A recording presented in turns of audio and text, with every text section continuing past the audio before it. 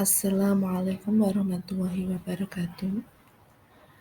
Yang akan kita pelajari adalah strategi algoritmik dan pemrograman. Kali ini tentang berpikir komputasional.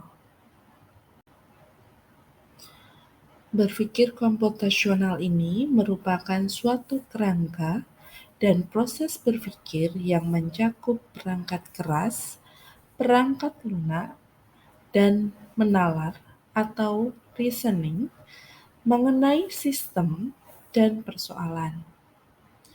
Mode berpikir atau think mode ini didukung dan dilengkapi dengan pengetahuan teoritis dan praktis, serta teknik untuk menganalisis, memodelkan, dan menyelesaikan persoalan. Beberapa konsep dan strategi berpikir komputasional yang biasa digunakan dalam menyelesaikan persoalan komputasi. Yang pertama, rekursi, artinya fungsi yang memanggil fungsi tersebut atau dirinya sendiri. Yang kedua, algoritma greedy.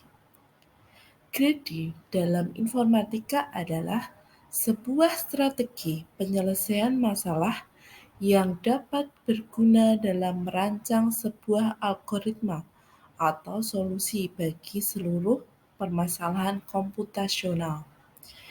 Yang ketiga, pemrograman dinamis. Teknik dinamik programming atau DP, metode pemecahan masalah dengan cara menguraikan solusi menjadi sekumpulan tahapan atau stage sehingga solusi persoalan dapat dipandang sebagai serangkaian keputusan yang saling berkaitan. Yang pertama adalah rekursi. Pada bagian ini, kalian akan mempelajari tentang konsep rekursi dan beberapa contoh permasalahan yang dapat diselesaikan dengan menggunakan konsep tersebut. Salah satunya adalah barisan Fibonacci. Kalian dapat melihat pada gambar. Pada gambar laptop komputer, di layarnya terdapat layar lebih kecil, kemudian di dalamnya ada layar lebih kecil lagi, sehingga semakin mengecil. Suatu masalah dapat didekomposisi menjadi permasalahan yang serupa, namun ukurannya lebih kecil. Saat kita diminta untuk memindahkan satu kardus buku yang sangat berat dan tidak dapat kita angkat, kita akan membagi kardus tersebut ke dalam beberapa kardus yang lebih ringan, sehingga pekerjaan tersebut menjadi lebih mudah untuk dikerjakan. Ketika menghitung suatu nilai faktorial, kita pun harus menghitung nilai faktorial yang lebih kecil. Misalnya, kita menghitung 10 faktorial.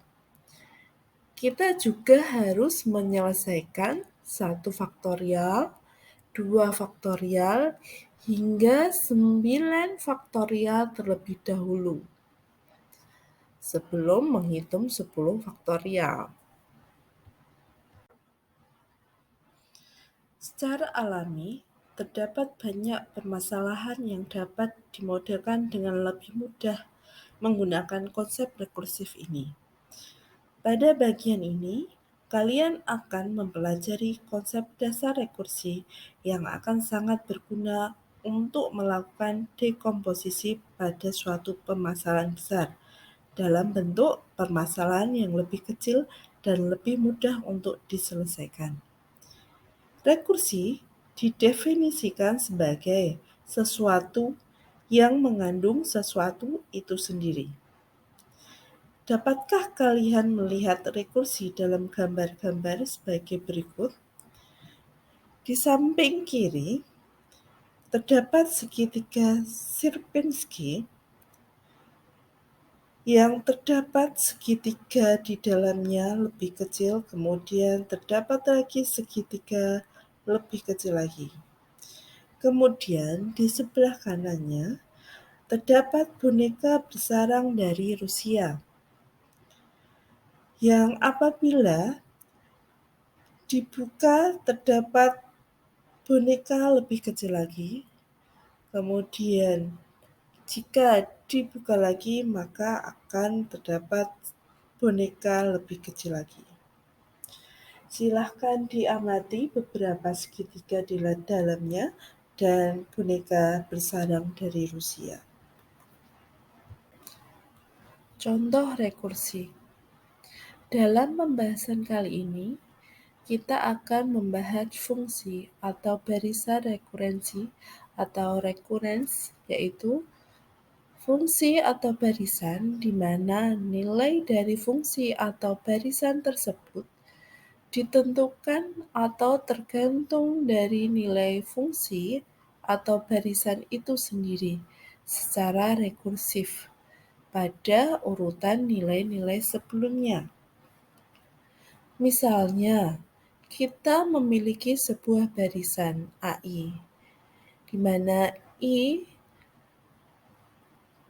berisi 1, 2, sampai dengan N sebagai berikut. AI sama dengan 1, 3, 5, 7. Di mana nilai pertama dari barisan A1 adalah 1. Dan kemudian nilai-nilai berikutnya dalam barisan tersebut dihitung dengan cara menambahkan nilai 2 kepada nilai barisan sebelumnya.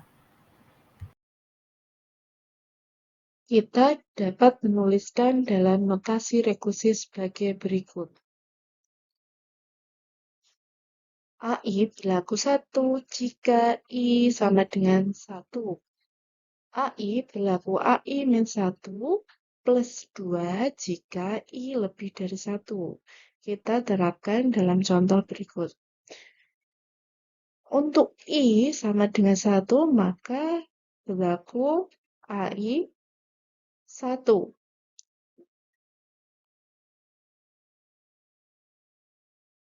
Kemudian untuk I sama dengan 2, A2 sama dengan A2 minus 1 plus 2. Hasil dari A2 minus 1 adalah AI 1. AI 1 bernilai 1, maka 1 plus 2 sama dengan 3. Kemudian hasilnya kita tulis di sini. 3. I sama dengan 3. A3 sama dengan A3 min 1 plus 2. Menghasilkan AI 2. AI 2 bernilai 3. 3 plus 2 sama dengan 5. Maka I3 adalah 5. Selanjutnya, untuk I sama dengan 4, A4 sama dengan A4 min 1 plus 2. Hasil dari I3 adalah 5, maka 5 plus 2 sama dengan 7. I4 bernilai 7. Kemudian untuk I sama dengan 5, maka A5 sama dengan A5 min 1 plus 2. AI dari 4 adalah 7, maka 7 plus 2 sama dengan 9. Nilainya jadinya 9.